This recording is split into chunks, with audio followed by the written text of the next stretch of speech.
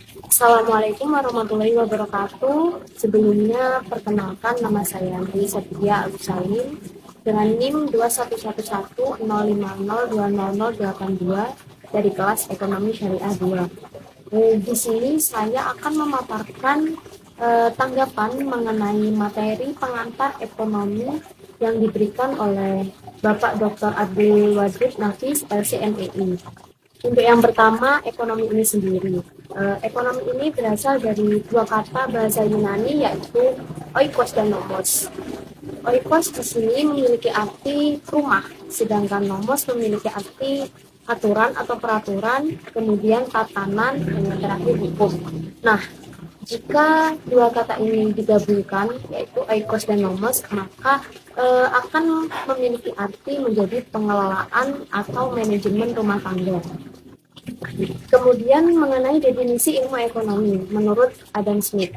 Di sini Adam Smith mengatakan bahwa ilmu ekonomi adalah cabang ilmu yang membahas dan mempelajari mengenai tingkah laku manusia dalam usahanya mengalokasikan atau mengelola sumber daya, di mana sumber daya ini memiliki batasan penggunaan yang bertujuan untuk mencapai tujuannya.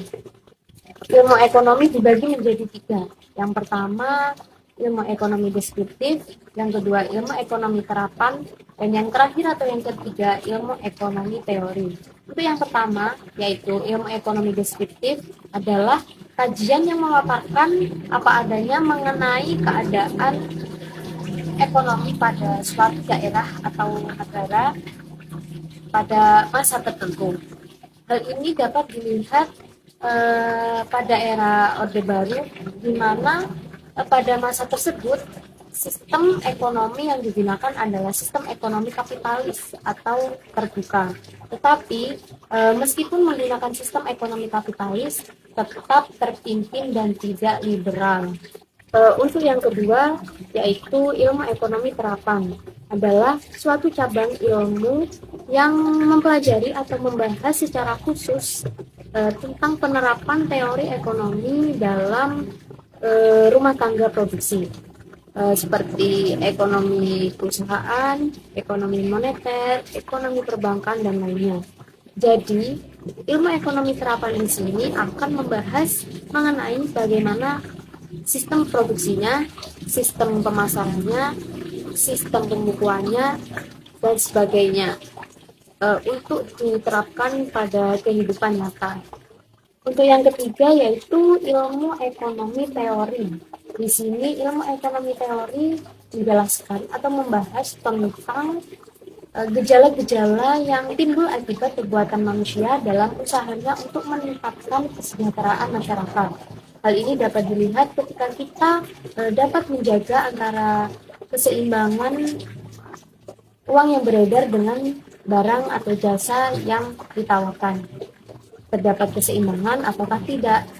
Dengan kita mempelajari hal tersebut merupakan suatu contoh dari penerapan ilmu ekonomi teori tersebut.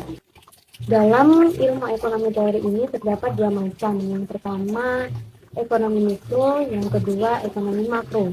Dalam ekonomi mikro menjelaskan tentang perilaku konsumen dan perusahaan, serta penentuan harga-harga pasar, dan kuantitas faktor input, dan yang terakhir barang atau jasa yang diperjualbelikan. Kemudian yang kedua, ekonomi makro.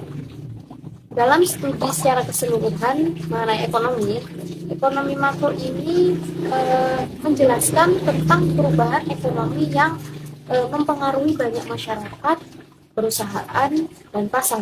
Hal ini dapat dilihat pada pemerintah ketika membuat suatu kebijakan mengenai subsidi BBM.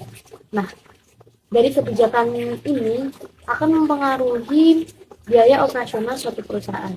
Biaya operasional suatu perusahaan tersebut akan menurun.